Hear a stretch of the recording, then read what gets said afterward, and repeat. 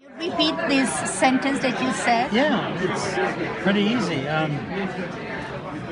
Traditionally, the standard of writing with normal Latin or Roman alphabet, moving from left to right, is that your brain thinks of what you want to write, and that tells your hand what to move physically to create the writing. So the most optimum speed at which a person can write most efficiently and fastest is a speed at which you're writing, you're moving your hand at the same speed that your brain is telling your hand what to write. If you're moving too fast so that your brain is not keeping up, then your hand is moving before the brain can tell it what to write, and you miss words and you misspell. If you're writing slower than your brain can think, then your hand can't catch up with your thoughts and you still miss words and you misspell. In order to write that speed, it's been normally considered tradition that the fastest you can write produces a letter that can be distinct at approximately a 1/16 of an inch high, which is like this. That's about the size, it's the smallest size that you can write. And it's fastest because it is small, so that you can continue to write without much interruption. Most people write a little bit larger than that, frankly because they're not really taught how to write. So most people write a little bit larger. This pen is very special because of several reasons. When a person writes, three things are happening at the same time. They're changing direction, speed, and pressure.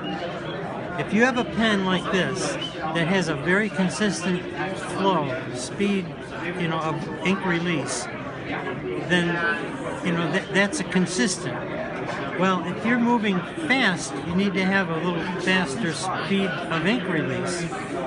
But if the pen is designed so that that speed is consistent all the time, it's dependable.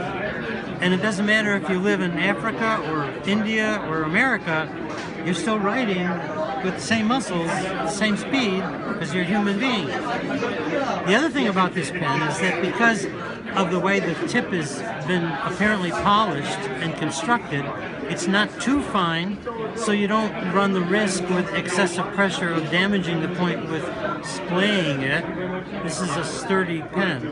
And you have a smooth enough point so that regardless of the surface that you're writing on, it's still smooth.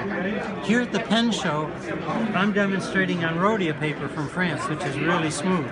But if you used standard pulp paper that's not as smooth, that's a little bit coarse, this should write just as smooth. So we are going to give you one for free for sure. Well, for you, with your name. Everything that I've talked about is nothing new, except people don't think of it that way. They think, look at the color, look at the body, look at the materials it's made of. But this is designed to write with. And everything that I've just mentioned is why this pen works so well. It's consistent. It's not, it's not like overly delicate. It's attractive, so, it's a good size. It's not oversized at all. The human hand, okay, even for folks that have a smaller hand, proportionately, the fingers are still proportionate to the size of your palm, which means that when you hold a pen, there's certain consistencies of length and of width that would be like good for everybody. Unless you're a giant person. This pen does that. The fact that, like all pens, you can post this if you want to or not post it, gives it that flexibility in terms of how it feels, so that a person with a larger hand would feel as comfortable with this as, a woman of small stature, from another country, Asia, women a little smaller.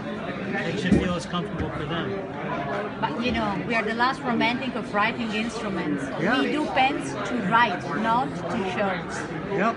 What you're doing with this pen is you're allowing people to express their thoughts through visible language so that they can communicate their emotions in the easiest way that's consistent, that's dependable, they can count on with a tool that won't fail them. And that's what this does. This isn't a specialized tool like the flexibles, but 99% of the people on this planet, this is what they want instead of those. and it's dependable. You know, you don't have to worry about it breaking. You don't have to be as careful, you know, because it's not $1,000 pen that's got designs and things in it. And it's handsome. It's classic. It's a perfect pen. Thank you. Well, I'm not saying that. Just Thank you. Thank you. Thank you. Thank you.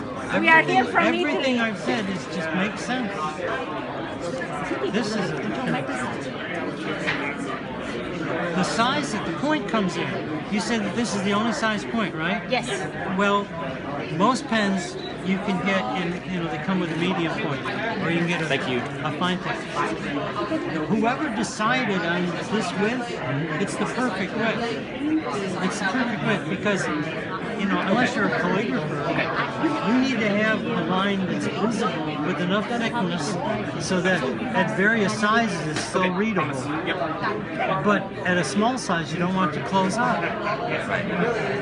This does that. It's not, you know, this fineness of nib is more suited to everyday writing than medium nibs and the general nibs that you find in most pens. And at this price point, you know, across the board, most pens would have a medium nib. Right.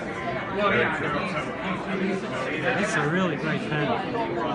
Thank you. Well, you're welcome, but it's just true. It's, you know, it's just standard size.